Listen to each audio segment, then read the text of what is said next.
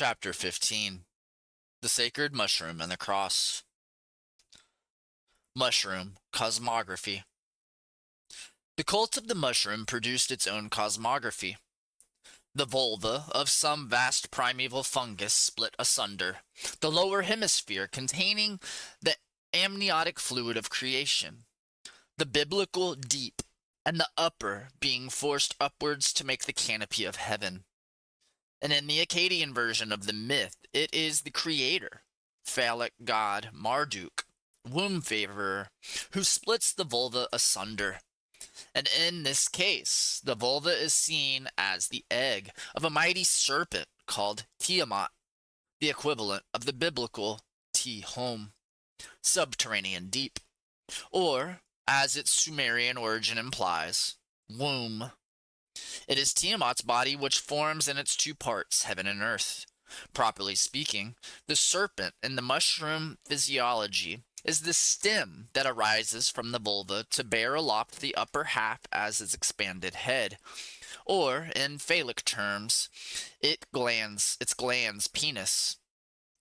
Cosmographically, the mushroom stem is respected by a great mountain, whose top is lost in the clouds of heaven. And this was the seat of the gods, the Olympus of the Greeks, Saphon, north of the Semites, both names having reference to the cosmic functions. Olympus can now be shown to mean city of the support of heaven, and the Semitic Saphon, north, means properly the fulcrum. In Greek mythology, Atlas is a mighty giant, standing in the west, holding aloft the heavens on outstretched arms. His name, as that of the mountain in North Africa, that was identified with him, means heavenly shade. Sumerian and Dulon. We noticed previously how our own word giant comes from a similar Sumerian designation, found in Greek form as the name of the mushroom. And in the Semitic world of Canaan, it was Mount Hermon, organ of support, which held up the sky. And farther south, Jerusalem, city of the heavenly womb, as we may now interpret the name, was conceived as bearing up the groin of the sky as a phallus carries the splayed legs of a woman in coitus, and the axe shaft the head. The other name by which the holy city was known, Virgin Daughter of Zion, had a similar connotation. The Atlas type of a man with arms outstretched, supporting the roof we met earlier in discussing the origin of the name Pollux. The stem of the mushroom supporting the canopy, the upper half of the womb of his brother Castor. It was there seen that the derivation of Pollux from the Sumerian Lu-Gesh-Pu, strongman, was paralleled in the formation of the New Testament name for the brothers James and John, the Boangers, so-called sons of thunder. In the one case, Lu-Gesh-Pu became Pu-Lu-Ges, and thus Pollux. In the other, a phrase, Gesh-Pu-on-Ur, became Pu-on-Ur-Ges, and thus Boangeries. In mushroom terms, James, Jacob, is the pillar, and John is the red-topped canopy. A very similar vocalic jumbling from the Sumerian occurred in the case of another Greek mushroom word which extended into extraordinarily disparate fields of reference, phoenix, or phoenix, as the designation of the palm tree. It signified fancifully a kind of overgrown mushroom, the fronded leaves representing a canopy, the tall trunk, the mushroom stem. The Greek word comes from Sumerian gesh-pu-imai, just with the same meaning, Ipu-on-Ur, strong man holding up the sky. The Boangeries, the development was as follows. Pu-imai-ges to Pu-inai-ges, to the Greek phoenix. It is the same mushroom connection that brought the phoenix into the category of womb birds mentioned earlier. We noticed that the phoenix was the center of much speculation among classical and Christian writers about resurrection from the dead. Sumerians' common name for the palm tree, Gish-i-Mar, like the cognate Hebrew tamar, contains the element mar, representing an inverted V shape, so it appears in words for the head of a double axe, or matok, for a rainbow, and for a woman's crutch, or womb. The Hebrew word and its cognates extend to forms like a signpost, a column of smoke spreading into a mushroom cloud at the top. The small palm tree forms a significant part of the temple decorations. The close relationship and imagery between a mushroom and a palm tree may help us to understand a curious reference in Pliny's description of the Athenians by the Dead Sea. He says that having renounced all sexual pleasures in their aesthetic existence, they contented themselves with the company of palm trees. Even the female variety of the palm, one would have thought, was hardly adequate consolation for celibacy. It is more likely that our author had heard that the cult centered around the phoenix fungus or gourd, and he knew the name only as referring to the tree. Perhaps the Greek Phaonix is best known for its derived form Phaonicia, the home of the Levantine coast of those intrepid seamen of the ancient world, the Phoenicians. This geographical use of the name raises another interesting aspect of mushroom cosmography. Here the mushroom has to be imagined horizontally, lying on its side, so that the canopy forms the curving sweep of the Palestinian coastline. This, then, is the crutch of the earth, the legs being represented by the coast of Asia Minor in the north, and Egypt and North Africa to the south. For the Mesopotamian mythmaker, the sun's glowing orb plunged every evening into this vulva of the west. The conception of the land mass at the eastern end of the Mediterranean as the Earth's vaginal entrance is reflected in the biblical name of the area, Canaan, Hebrew Canaan, now to be recognized as from the Sumerian Kina'ana, nuptial couch of heaven. Within the same general concept of fertility geography, the offshore island of Cyprus was reckoned as a glans, poisoned for entry into the Canaanite womb, as is suggested not only by its name, Greek kupros, from a Sumerian gu barush, head of the erect penis, but also the importance of the fertility cults of Sinairas, already noted, and of Aphrodite. In any population center in the ancient Near East, where a fertility religion was practiced, the royal city and its cultic center, the palace temple, was the seat of the god's creative activity. It was thus the uterus to be sanctified and fertilized by his presence. It is in such terms that the topography and nomenclature of Jerusalem/Zion has to be understood. One story for the choice of the site for the Jewish temple places it on the threshing floor of Araunah, and David had made a census of the people, the necessary prerequisite to an efficient income tax system. Yaliwa, who has suggested it, punished this act of impiety by sending a pestilence upon Israel, from which 70,000 men died in 3 days. The avenging angel was just about to smite Jerusalem in a similar way when the god called a halt, and at that spot David raised an altar to Yahweh, and later his son Solomon built the temple. Appropriately enough, the place was a threshing floor, the Hebrew word for which means originally, as we see, seed container. The name of the owner, Araunah, may be explained similarly from the Sumerian as pounder of the womb, that is, the phallus that grinds up the ingredients in the uterine mortar.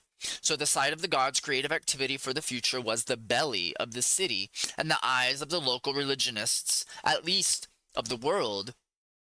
So today the center of the earth, the navel, is portrayed in the Church of the Holy Sepulchre in Jerusalem, as in classical times the worshippers of Apollo found it in the Temple of Delphi.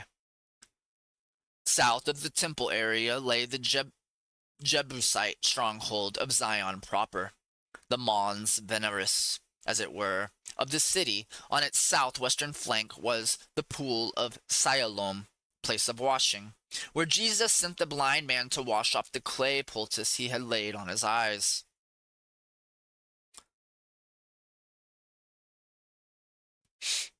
Zion in the valleys of Kidron and Hinnom. The water of the pool came from an underground conduit cut in the time of Hezekiah from the spring of Gihon on the other side of the hill. It was considered of such sanctity that the temple cultists demanded that only Siam water should be used in its special rites. And beneath the Mons Veneris was the junction of the two valleys circumventing the city on three sides. And from the west and sweeping round the south was the valley of the sons of Hinnom, the site, as we saw earlier, of the Molech cult. The name of the valley in Hebrew is simply an attempt to put it into recognizable Semitic, a phrase whose original Sumerian meant penis sheath, that is, vagina.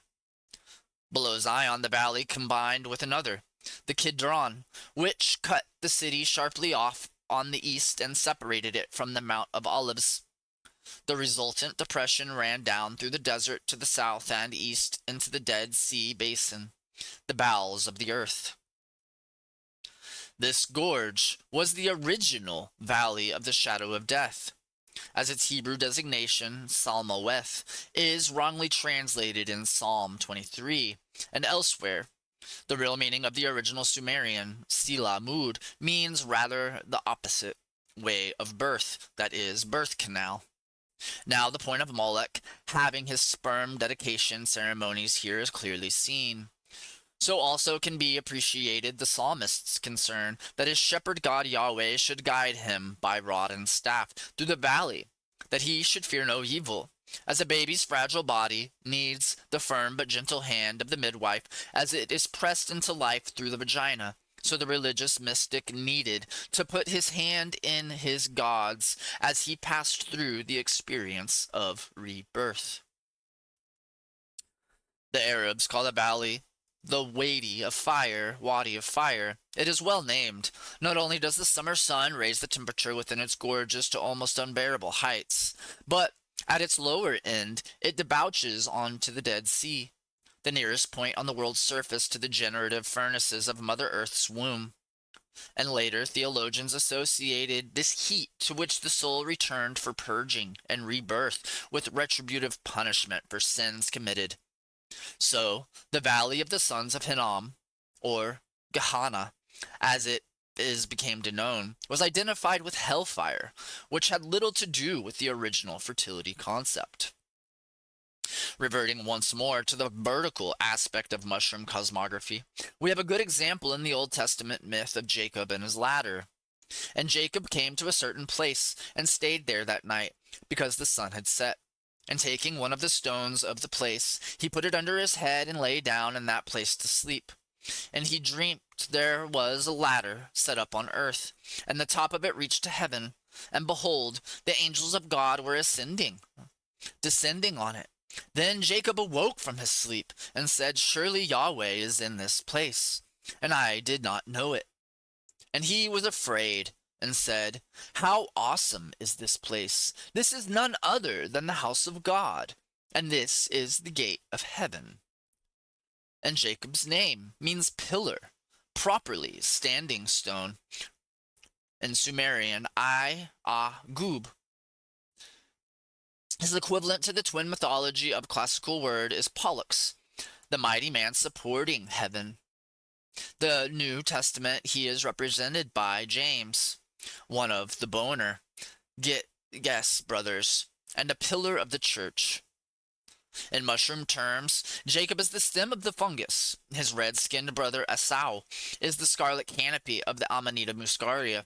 And as the phallic stem of the mushroom, Jacob is the anointed one, running with the precious semen of the god. It is in the light of this aspect of mushroom physiology, as seen by the ancients, that the remainder of Jacob's ladder story has to be understood. So Jacob rose early in the morning, and he took the stone which he had put under his head, and set it up for a pillar and poured oil on top of it. Another well-known Old Testament illustrating the mushroom idea of a pillar reaching to the canopy of heaven is the myth of Moses in Mount Sinai. The name of the sacred mountain, as we now recognize, means brazier, Sumerian Zani. Hence its description as wrapped in smoke, like the smoke of a kiln. It is at the fiery head of this brazier that Moses meets Yahweh and finds, after the interview, that his face is glowing so much that the people were afraid to approach him. Another important detail in the myth is the writing by the finger of God of the Ten Commandments on the tablets of stone. The origin of the tablet's theme is the bun shape of the primitive clay tablet, resembling the top of a mushroom. Indeed, it is from one of the names of the fungus, the Sumerian tabali, twin cone, that through Greek and Latin we have received our word tablet. The two slabs of stone in the story represent the two halves of the split mushroom vulva. The Ten Commandments, or 10 words, as they are known in the Bible, in their number and in their content, are but word plays on Sumerian fungus names. And later we shall look closer at these words when we inquire more deeply into the moral content of the biblical writings. To the mushroom cosmographer, then, the universe was a gigantic, literally fungus, and at the base was the cup-shaped vulva containing the waters of creation. The center pillar, variously identified with sacred mountains, supported the heavenly canopy, and in sexual terms, the phallic pillar supported the sky as the groin of a monstrous woman. On a horizontal plane, the same overall picture presented the land mass of the eastern Mediterranean as the crutch, and offshore islands as the tips of penis, awaiting entry into the vagina of Earth's womb. Inland, the Jerusalem was the belly of the world, at least to the fertility cults centered in that city, and it was the beginning of the ever-deepening gorge of Gehenna, which plunged down into the Dead Sea rift, the bowels of the earth. Here, again, is a field for much further research. If names like Jerusalem and Zion are primarily Sumerian, not Semitic, then we must seek a very early Sumerian influence in this area, which left later inhabitants not only designations of the city and valleys, but a fertility cosmography in which Jerusalem played a central role. Other peoples elsewhere saw an equal importance in their own religious centers, as the Greeks revered Delphi, but whoever named Jerusalem, city of the heavenly groin, understood this area to be the belly of the earth, and thus the main seat of the Creator, God's activity. The idea that it was a Hebrew king called David, around 1000 BC, instituted Yahweh worship here, in a previously pagan land, must therefore be seriously questioned. Indeed, these present discoveries of the place of mushroom worship in the religion of ancient Israel, and the origin and nature of much Old Testament mythology, raise such doubts about the historicity of many aspects of the story of the Israelites. And in the chapter that follows, we shall see that even the account of the sojourn in Egypt must be radically re-examined. Whether it will ever be possible to draw a clear line of distinction between fact and fiction in the biblical records is very doubtful. The story of David, the hero king, is a prime example of the dubiety which must now hang over the Old Testament as being in any sense a work of history, or based on history. End of chapter 14. The Sacred Mushroom and the Cross.